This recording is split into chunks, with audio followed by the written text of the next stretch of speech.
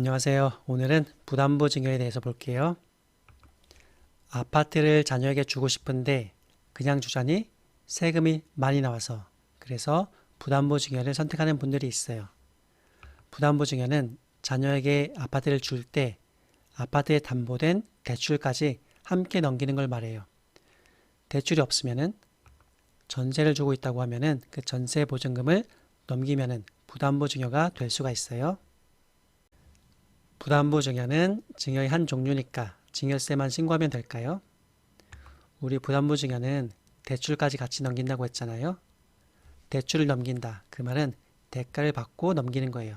그래서 대출 부분은 양도세를 신고해야 되고요. 대출이 아닌 부분은 대가 없이 무상으로 이전하는 거예요. 그래서 증여세를 신고해야 되는 거예요. 부담부 증여는 이렇게 증여세뿐만 아니라 양도세도 신고하는 거예요. 그런데 일정 경우에는 이렇게 증여세와 양도세를 부담하더라도 단순 증여보다 절세가 될 수가 있어요. 부담부 증여를 할 때는 취득세도 생각해야 돼요. 유상으로 이전한 대출 부분에 대한 취득세는 1%에서 3%예요. 증여 부분에 대한 취득세는 3.5%예요. 대출 부분의 취득세가 더 싸네요. 물론 취득세가 중과되는 경우가 있어요. 유상 이전할 때 중과되면은 8%에서 12%, 증여를 해줄 때 취득세가 중과되면은 12%예요. 그런데 취득세가 중과되지 않는다고 하면은 부담부 증여가 취득세도 절세가 되긴 하겠네요. 비과세 대상 주택을 취득세가 중과되지 않는 상황에서 부담부 증여한다고 하면은 세금을 아낄 수가 있어요. 근데 세금이 절세된다는 소리는 세무조사 위험이 있다, 대비가 필요하다 이런 말이 돼요. 증여세와 양도세는 국세잖아요. 그래서 세무서에서 조사하고요. 취득세는 지방세니까 구청이나 시청에서 조사를 하고 있어요. 그렇다면은 부담부 증여를 인정받기 위해서는 어떤 것이 필요할까요? 제일 먼저 증여를 받을 때 증여 계약서를 잘 써야 돼요. 이 계약서 안에 대출을 승계한다 이 내용이 있어야 되고요.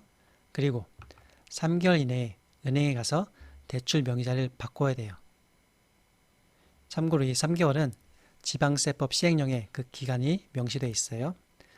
은행에 가서 명의자를 바꾸면은 등본상의 채무자도 바꿔야겠죠? 그리고 증여받은 날 이후부터는 대출에 대한 원리금을 누가? 증여를 받은 자녀가 상환해야 돼요. 최소한 이 서류가 갖춰져 있어야지 세무조사에 대응할 수가 있어요. 그런데 대출 명의자를 변경하지 못하는 경우가 가끔 있어요. 이럴 때는 어떡할까요? 관련된 예규 한번 읽어볼게요. 증여세법 관련된 예규고요. 수증자가 증여자의 채무를 인수했는지 여부는 채무자의 명의를 변경했는지 여부와 관계없이 재산을 증여받은 후에 당해 채무를 사실상 누가 부담하고 있는지 여부에 따라 판단한다. 명의자가 아니라 실제 채무자를 따라간다. 이렇게 말하고 있어요. 지방세법 관련된 조세 심판 사례 한번 볼게요. 23년도 12월 때 나왔고요.